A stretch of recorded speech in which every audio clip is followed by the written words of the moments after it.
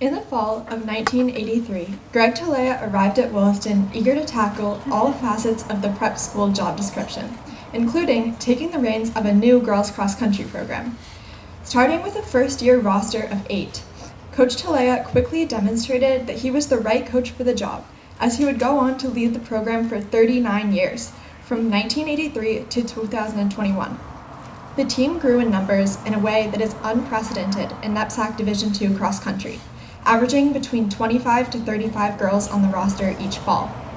His competitive record of accomplishments is the stuff of coaching legends.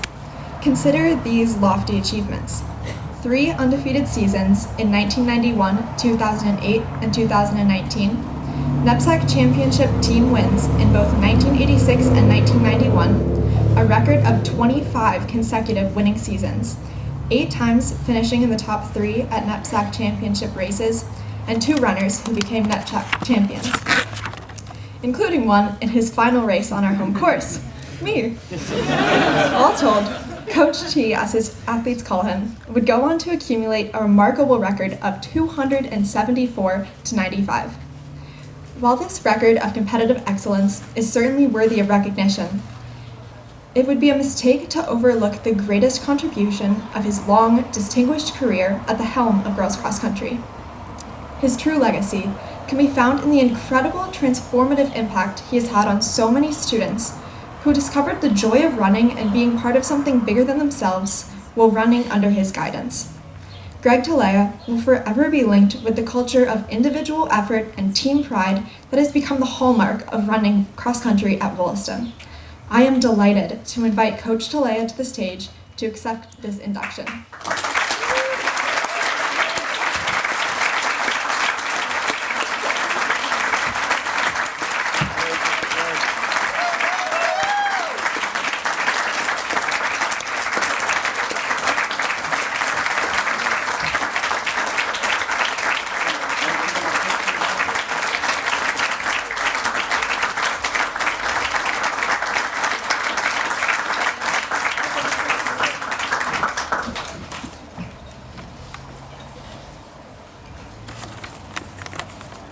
Holly, I'm not sure that my remarks will be as organized or focused as yours.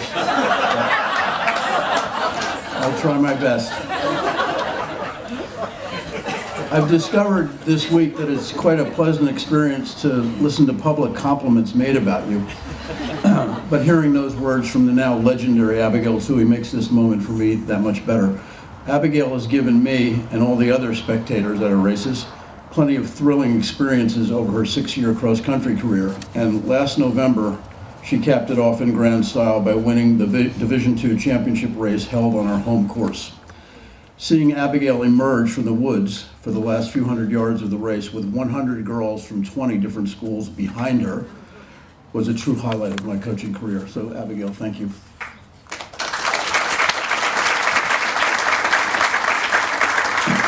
In 1983, Rick Francis assigned me to be the girls' varsity cross-country coach merely because there was an opening and because he knew that I had no qualifications to coach soccer or football, 2 fall sports with more prestige and more visibility. The varsity team had started at Williston in 1978, and since then there had been 3 or 4 different coaches.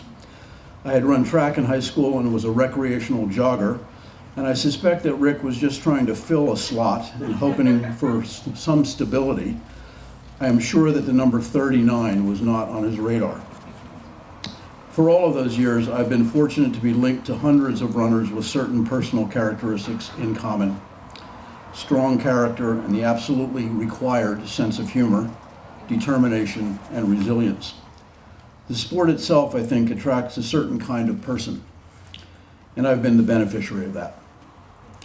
Through the years, I have coached star runners like Abigail and Anna Richardson, the now famous Martha Grinnell, who demolished records in my first 2 years, Sue and Shauna Zalazzo, Tracy Stewart, Erin Cassis, Caitlin Mitchell and Krista Talbot, Natalie Monk, Tia Liddell, Dana Caruso, Devin Greenwood, Natalie Quadro, and Maddie Scott.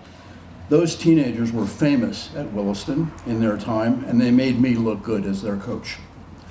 But I coached hundreds of other runners as well, who also contributed to team successes on Saturdays.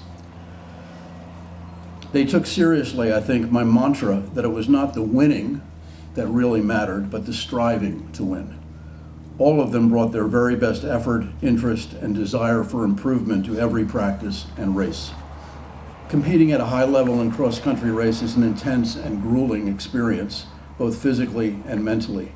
And I was astonished every season to discover that so many eager and enthusiastic young people were actually choosing to participate in this crazy, wonderful sport. I want to thank Mark Conray, who always showed interest in my teams and who made me feel that I was doing something important for the school and for the athletes, even if there were much bigger crowds to be found at football and soccer games. And for 39 years, I've been lucky to have had very good assistant coaches who have been true partners with me. Two are here today, Peter Gunn, who coached ably with me for 6 years, and the new head coach of the team for 2022, Martha McCullough, who has been a tremendous resource and friend to me on the team. I will miss coaching with Martha, and I feel very secure that we're leaving the team in her excellent hands. I also want to acknowledge my wife Frances and our son Owen, who, although abandoned by me for 8 hours on so many round trips to Kent or Berkshire, were always supportive of what I was doing and interested to hear by how much the girls had won that day.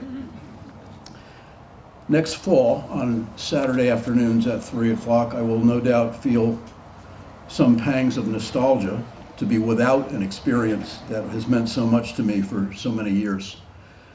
Naturally, I will remember the excitement of races and the thrill of competing, and I will no doubt hear the echoes of a good substantial yell and baby in a high chair, who put her up there? That's part of our cheer. The races were big events, yes, but I will also remember the practices. When I would meet the team at the scoreboard or back in the 80s in front of the old gym, practices would start with much laughter, reflecting our satisfaction to be in one another's good company for the afternoon.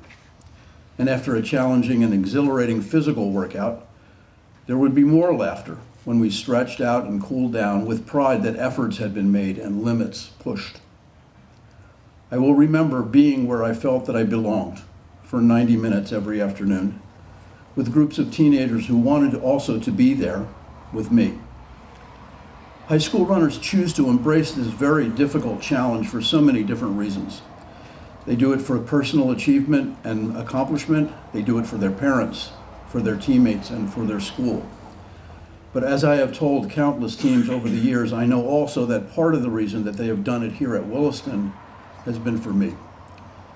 That is truly a humbling feeling, one that I'm grateful for and will never forget. Thank you.